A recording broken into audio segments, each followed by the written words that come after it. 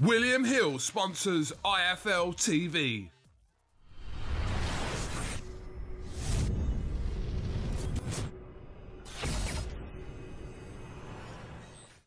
I'm the man to beat Daniel Dubois.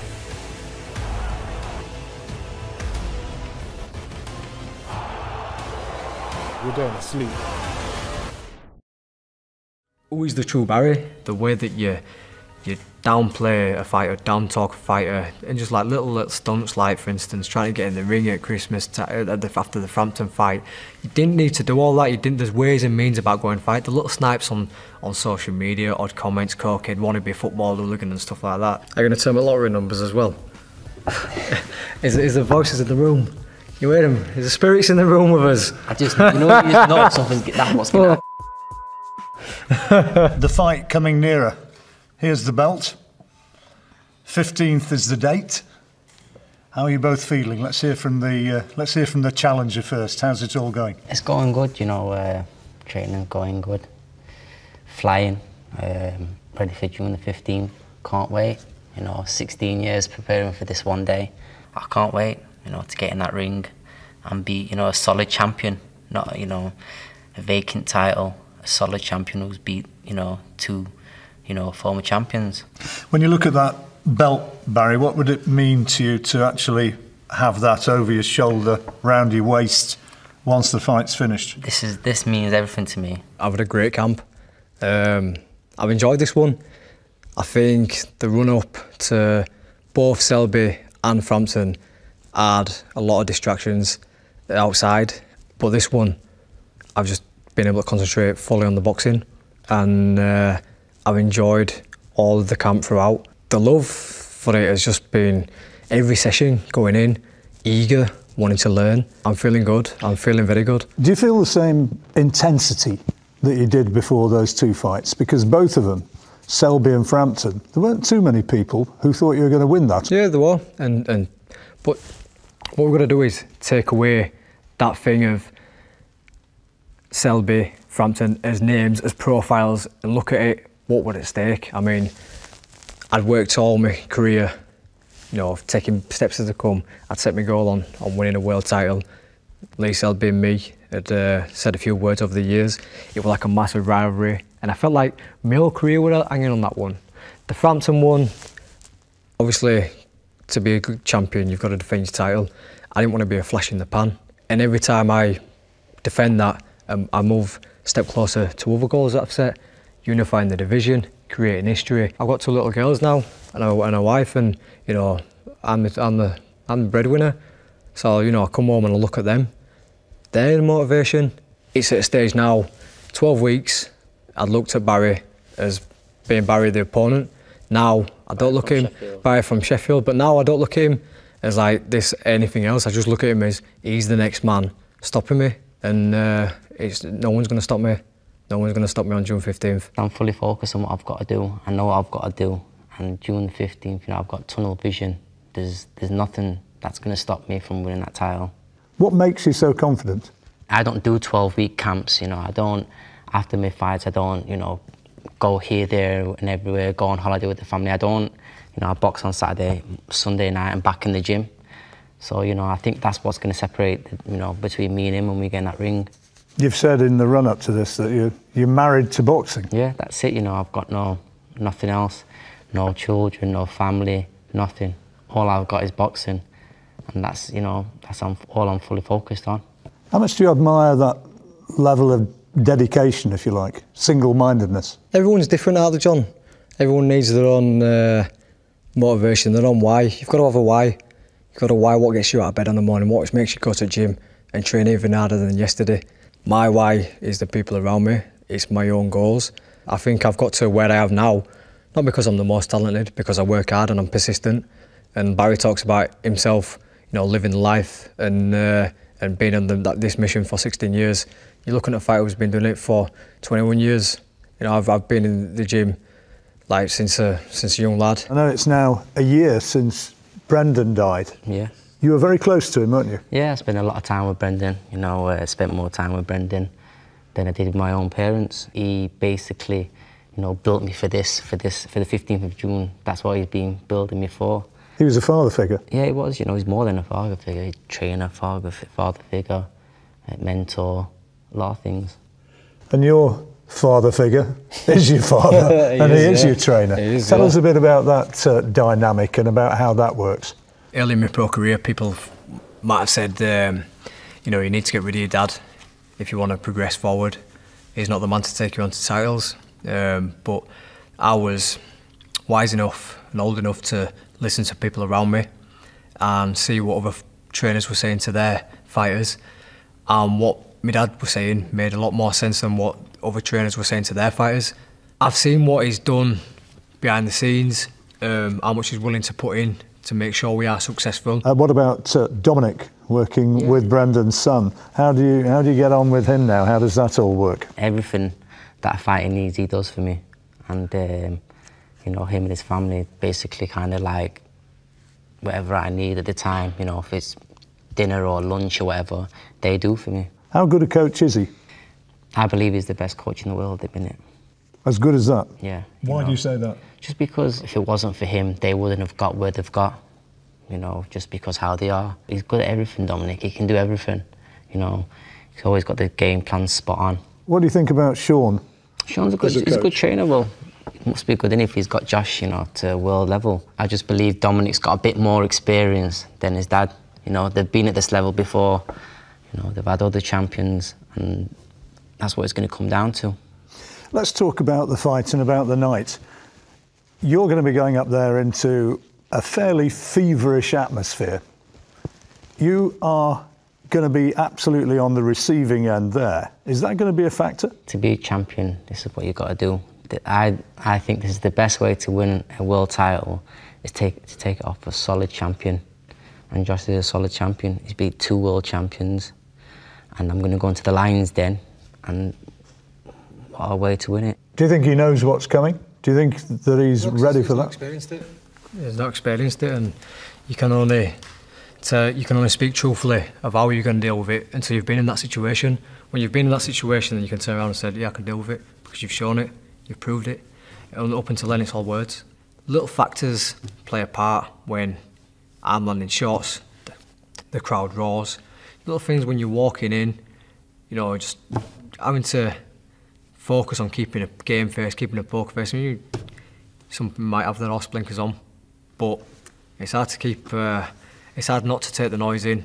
What are the key things actually in the fight? Because his last 2 fights, particularly against Carl Frampton, he started like a train. He started, you know, fast with Carl Frampton because he knew, you know, Carl Frampton was going to gas, you know, and we've always known he can, you know, later on the rounds, he gasses. You know, I don't think, if he does do that with me, it's good, you know, because I'm 12 rounds fit, but I think he'll be trying to take his time with me. What would you say to that? I'm adaptable, John. How people portray me as a come-forward fighter, just throwing lots of punches and high pressure, but they don't look at other attributes I bring. And only of late, people have started to talk about my punch power, but I know I've had that there for a long time, and I feel like I'm only getting stronger, and I've always found a way to win, and June 15th will be no different. Do you expect him to be trying to slow you down? If you go by a typical Sheffield Ingle fighter, you know, would try to spoil, would try to smother me, take away my game plan. I've got a strong mentality. I know I can stick to a game plan solidly. He's already said many times in this game not to get it, so it kind of makes you think that he didn't want to get involved too much.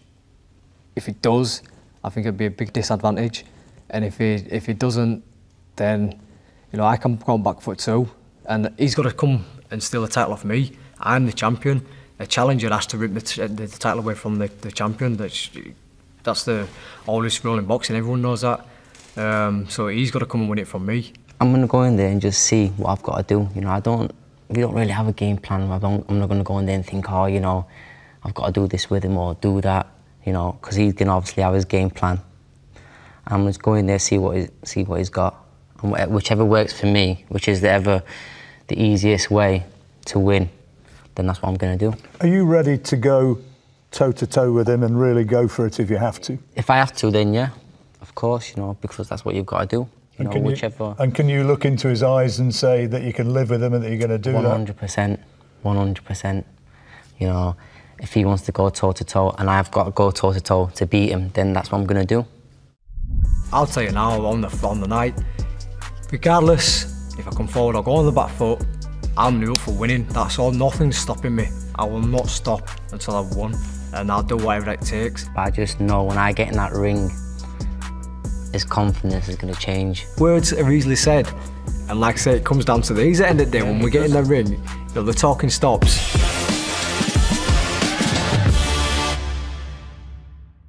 When you look across and see him, Yeah. what do you see? I see a facade being put on. Obviously, there is an air of confidence there because it's sat here now.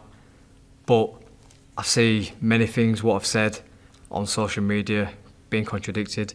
I've seen interviews what certain things have been said and then gone against themselves.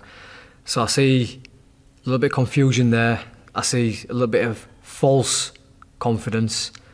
I know he's coming for the fight because it's a massive opportunity, but I think that's it's thin ice.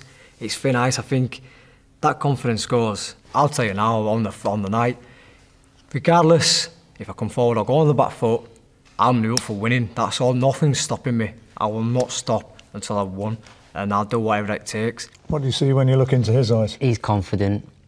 He's going to come out and try and have a fight. But I just know when I get in that ring, his confidence is going to change. In the past, we've boxed similar opponents, and like some of the kids I've stopped, you haven't. And that's it, you know, and your last two fights, you've beat. I believe if I boxed them last two kids you boxed, I would have beat him. I probably would have beat him in a better fashion than you. I don't know, man. Carl had a right fight. It was good to watch. I was there. It was good watch. There was no need to try getting ring though after. I've got I was mandatory. Yeah, I was mandatory. You're mandatory. You don't need to get in a ring. Need to get in there. You know, it would have been. It could have made a bigger fight. Couldn't it? It wouldn't have done. It really wouldn't have done. You're there. A classy challenger would have taken part, stepped by and said, right, I'll be the next man. No, you were trying to get in. I enjoyed the night was Christmas. It was Christmas. It was just been a big fight. We're getting pictures with family, quite emotional, and you were just trying to spot pie. There was no need for the time then. There was no need for that. Would you have beaten the Carl Frampton who he faced on that night, do you believe? 100%. Why are you so confident? Carl Frampton was good, you know, a few years back, but he hasn't really looked the same, you know, since his last 3 fights. He's just not. I don't know, something just was missing with him. Even for that fight when people were saying, oh, Josh is going to get battered, he's going to get stopped inside 6 and this and that, I just turned around and said, Josh's going to beat him. And people thought, you know, I was crazy, like, oh, he's got no chance, he can't keep him off. And, you know, he went in there and did what he did. What about when he fought Lee? That night, you know, I fought Lee Selby was probably about 70%. It doesn't matter, you know, at the end of the day, if it was 70% or 100%, you know, he should have, you know, not be in the ring if he felt like it was 70%. But it don't matter. He went in there and he beat him. I believe that night, if I did box Lee Selby, I would have beat him. Every fighter has a weakness. What do you see as Josh's principal weakness? I'm emotional. He's emotional. That's it. Really? Yeah, honestly. Do you think He's tense. Why do you think that counts against him? When he gets in that ring, the crowd's going to be behind him. He's going to be like, oh, you know, trying to get in there. But the thing is, if he tries doing that with me, he's going to open up in here. I'll just squash that one right now. I'll tell you straight, the last time I was tense was Dennis Seelan.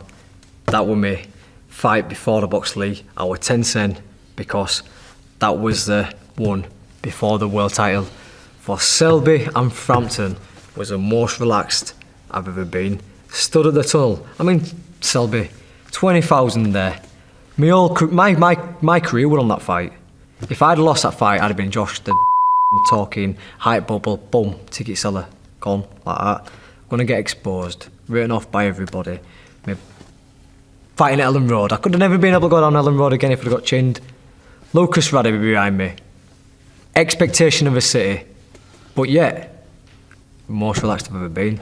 You could put a heart rate on me. I was stood there, I've got pictures, I was laughing, smiling, enjoying the occasion. Stood there, enjoying it. All these fights I'm part of now, John, is my dream with British title, then European, then world. I've achieved them. I'm enjoying every single occasion, but I also feel like I'll get to a certain number and I don't know what happens after that, but I've just dreamt it many, many times.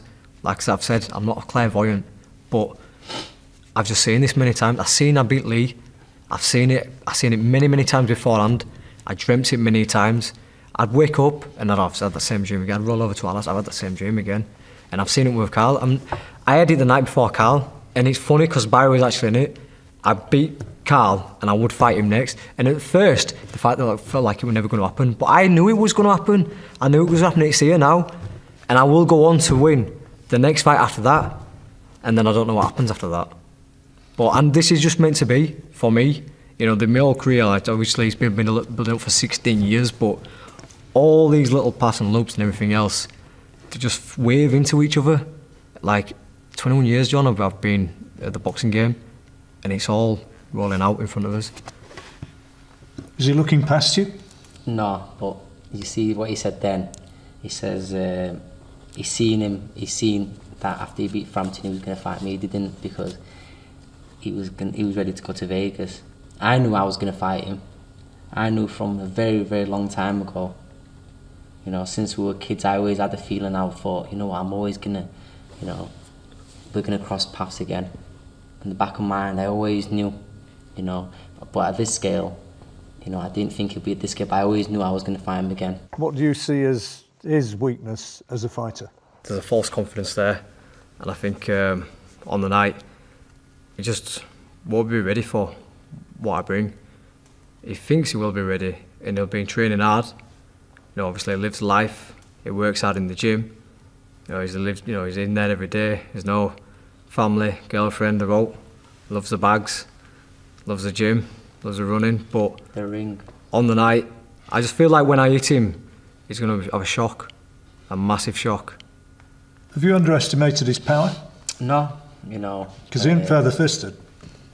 I've never said that he was feather-fisted, but, you know, I've said in the past, you know, I said he hits a lot harder than his record suggests. And listen, in this game, you've got to just hit hard enough to keep someone off, haven't you? And obviously, he must hit hard enough, because you can't get to this level being feather-fisted. Do you think that technically you're the better guy? He's very well-rounded, you know. He can box a bit, he can fight a bit. He can do everything very well. I just believe I can just do everything a little tiny bit better than him. Do you regret some of the social media spats, if you like, that you have in the run-up to this? His dad and him said, you know, I should be banned for life and this and that, but that's their opinion, and it's, you know, they're entitled to whatever they want to think. You know, nothing's personal. You know, everything's just, it's boxing, innit? Do you regret sometimes snarling and biting on social media? I don't regret anything I say. I don't regret anything I say, because I won't say it otherwise. I won't say everything, and like, words can get twisted on social media, saying that firsthand, but I won't say it if I didn't mean it. I will say, initially, in this build-up, I was disappointed how Barry went away with it. He could have made this fight a lot better for himself, and just to build up by, you know, after I'd said my piece, I only got asked the question, what do you think on his drug scandal? I said my piece. But he just went on to talk about, you know, the fights that I'd won and this and other, and then like slag off myself, slag off other fighters, and it's like, then we're sitting down here and then he's giving me no but respect, and it's like, not sticking by the words. So what did I say then? All right, friends, you don't upset me. You just, you know, it's just out there, innit? Nothing upsets me. But no, but like, in all the build-up throughout, you know, when you talk about it's not done this, it's not done that, he's only boxed this, I'm going to stop him in 3, I'm going to stop him in 5, I'm going to stop him in 7, I'm going to stop him in 9, his dad's going to throw a towel, all this, and then you sit looking at me and you give me no but respect and credit and stuff like that. It's like, who is the true Barry? What is a persona? No matter who I fight, I'm always going to give respect. For anyone to get in the ring and fight me, I'm always going to give respect. It don't come across as respectful, really, does it? It don't come across as respectful. What doesn't come across as respectful? It don't come across respectful when you. I'm not saying you have to come round the table and give me a cuddle and that, saying, oh yeah, good luck Josh and blah blah blah. I'm not saying that whatsoever, but the way that you downplay a fighter, down talk a fighter, and just like little stunts, like for instance trying to get in the ring at Christmas after the Frampton fight. You didn't need to do all that. You didn't. There's ways and means about going fight. The little snipes on social media, odd comments, cokehead, wannabe football hooligan and stuff like that. It's all. But you said a lot of things to me. I never took it personal. No. Listen. I didn't make nothing in. I got asked a question about your drug scandal, and that's that. What else have I said about you? But the way you said, I called you Barry from Sheffield, but I know you was Barry. I know you was Barry. Yeah, but you were trying to be a bit clever with it. And listen. In what sense? You know. In what sense? I don't. Tell me. And tell me. You don't need to take it personal. I'm not taking it personal. We're gonna get in the ring. We're gonna sort out you. Well, that's the main thing, and that's what I always look past. So I don't take it personal because words are easily said, and like I say, it comes down to these at the end of the day. When we get in the ring, the talking stops. What was he doing that annoyed you? Oh yeah, Barry from Sheffield. The way he was saying it, it wasn't. And he knows. Seriously, was saying it. He was. The way he was trying to say it, trying to kind of like trying to put me down the way he was saying it, and he knows, But I never took it personal. It is what it is, isn't it? I just threw little feelings back at him, and that was it. Nothing's personal with him. I've known him for a very, very long time. And of course I've got respect for him. I've got respect for anyone who gets in the ring and fights. It don't matter who it is. This belt's come back to Sheffield. And what's going to happen with you is Frank's going to ask for a rematch, and then for somehow the rematch is not going to work out, and you're going to go on to fight for the WBO, and you're going to go on to beat Oscar Valdez. And then hopefully down the line we will get a unification, me and you, because I'll be the #1 featherweight and you'll be the #2. Are you going to tell me lottery numbers as well? Is the voices in the room? You hear them? Is the spirits in the room with us? You just know something's that's what's going to happen. Okay, he's had his say. Tell him what's going to happen. Listen, I can't follow up from that. That was an Oscar-winning performance. I think it's gone past my thing now of talking beforehand, because I've backed up many times, and I can look in Barry's eyes and say, Barry, this is not your time. It's not your time. Boxing is massively about timing. I come through and I got my shot at the time when I was meant to be champion and stay champion and go on and unify the division. This isn't your time. You may come up and get another world title fight again, but it won't be you won't win no title against me, mate. I'm telling you that now. Josh Warrington will still be champion on June 15th. On the Sunday morning, I'll be still going on with that belt, still champion, and I'll be looking to go on and unify in this year or next. No, it's not going to happen. 100%.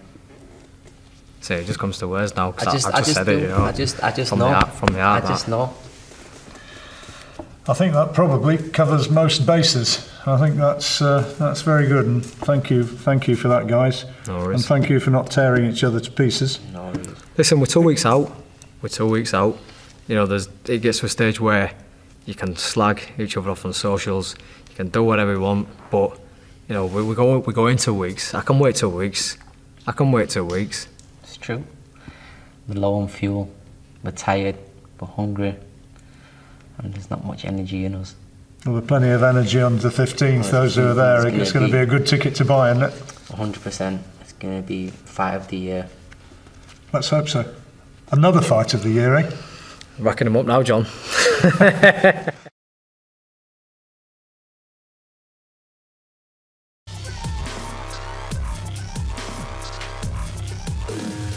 William Hill sponsors IFL TV.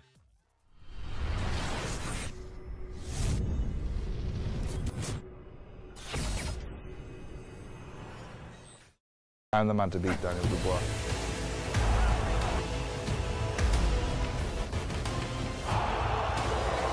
We're going to sleep.